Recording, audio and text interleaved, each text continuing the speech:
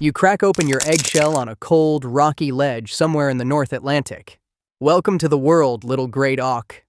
Your parents are standing nearby looking at you with what could either be pride or mild disappointment.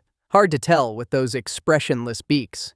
You're basically a ball of fluff with stubby wings and a confused expression. Not the most impressive entrance. Your first meal isn't exactly gourmet. Your dad regurgitates partially digested fish into your mouth. Yum! Breakfast of champions. Your parents take turns watching you while the other goes fishing. When they switch shifts, they perform this elaborate ceremony with lots of head bobbing and beak tapping. It's their way of saying, your turn to watch the weird fluffy thing. The ledge you call home is packed with other Great Auks. Personal space? Never heard of it. Everyone's squawking, pooping, and occasionally falling off the edge. You stay put because, let's face it, you can't even walk properly yet. Your legs are set so far back on your body that standing upright makes you look like you're perpetually about to fall over. And you are. Once you're a few weeks old, your parents decide it's time for your first swimming lesson. Without warning, your dad nudges you off the ledge. The drop is terrifying. You plummet toward the ocean, flapping your useless wings frantically. Splash! The water is freezing, but surprisingly, you don't sink. Your dense bones and waterproof feathers keep you afloat. Your parents dive in after you, looking smug. Turns out you're actually pretty good at swimming.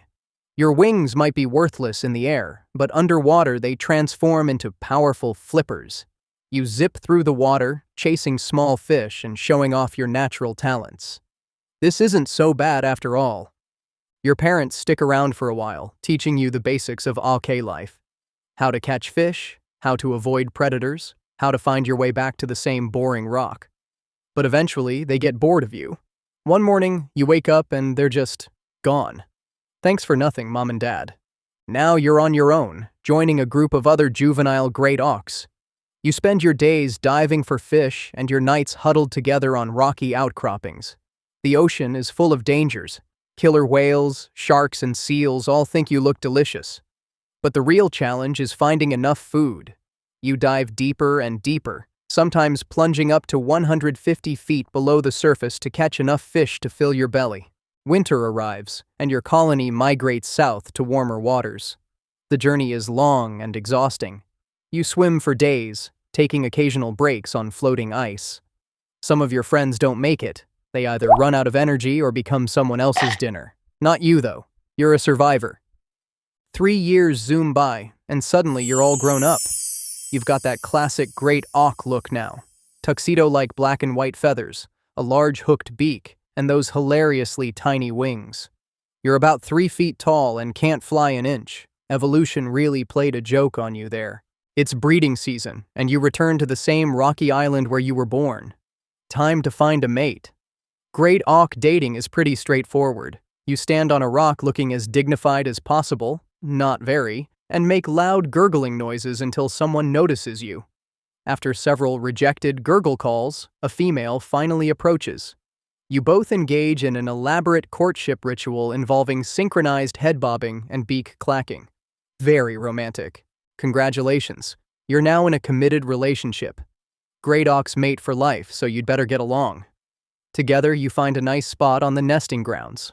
No need for fancy nest building. You just lay a single egg directly on the rock. Now comes the hard part, protecting that egg from gulls, ravens, and other egg thieves for the next 39 days. You and your mate take turns incubating the egg while the other goes fishing. The shift changes involve elaborate ceremonies with lots of bowing and bill touching. It's your way of saying, don't mess this up while I'm gone. Finally, your chick hatches. It's a tiny, fluffy version of you, with the same confused look you had when you first broke out of your shell. The parenting cycle begins again. Regurgitated fish, awkward swimming lessons, constant vigilance against predators. Year after year, you and your mate return to the same breeding site. You're creatures of habit, sticking to what works. Your colony grows, with hundreds of Great Auks packed onto the rocky shores. It's noisy, smelly, and occasionally chaotic when everyone decides to enter or exit the water at once. Picture a penguin mosh pit. Your swimming skills are at their peak now. You can dive deeper, stay underwater longer, and catch faster fish than when you were younger. Under the waves, you're graceful and powerful. On land, you still look like you're perpetually about to faceplant. Winter migration becomes routine. Swim south, eat fish, avoid becoming fish food yourself. Swim north again when it warms up. Rinse and repeat. Your life has a rhythm to it, predictable but not boring. The ocean is vast and constantly changing. As you age, you notice some changes. Your dives aren't quite as deep, your reflexes aren't quite as sharp.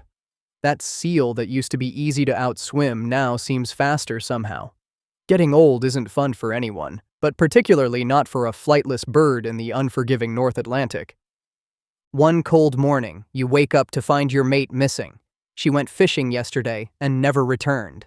Maybe a shark got her. Maybe she just got tired of your face. Either way, you're alone now. Great Auk's mate for life, but life isn't always that long. You continue the cycle alone for a while, swimming, fishing, surviving. But something's different. The colony seems smaller each year. Fewer chicks hatch. Strange wooden structures appear on the horizon, carrying creatures that walk on two legs but look nothing like birds. Your daily routine gets more challenging. Finding fish requires longer dives and farther swims. The good fishing spots are becoming hotly contested among the remaining auks. Remember when personal space wasn't a thing? Now you've got the opposite problem. Too much ocean and not enough friends. You find yourself missing the days when you were crammed together on those smelly rocks, complaining about your neighbor's fishy breath. At night, the colony's chorus of calls is quieter, the gaps between voices growing wider. Even the gulls seem confused by the emptiness, circling overhead with disappointed squawks when they realize there aren't enough eggs to steal anymore. These new creatures start visiting your nesting grounds. They walk clumsily among the rocks, making loud noises and grabbing your friends. Some never come back. Others return missing their feathers and skin, just hollow versions of themselves stuffed with something that makes them look alive, but completely ruins their swimming technique. Your once bustling colony dwindles. The few remaining great auks huddle closer together on smaller, more remote islands. The strange two-legged creatures seem to find you wherever you go. One day you're hunting for fish when you spot movement below you. It's not a shark or a seal, it's something you've never seen before. Before you can react, you feel something tighten around you. You struggle, but it's no use. You're pulled upward, away from the ocean that has been your home. The last thing you see is a wooden structure floating on the water's surface, and several of those strange two-legged creatures looking at you with excitement. You wonder if they're going to do that weird head-bobbing courtship ritual too. That would be awkward because you're really not interested. Besides, you already gave your heart to that mate who disappeared. Talk about ghosting. She didn't even leave a note. Gone fishing would have been nice. Now you're stuck explaining to these weird creatures that you're just not emotionally available right now. And honestly, their feathers look ridiculous. Who evolved those?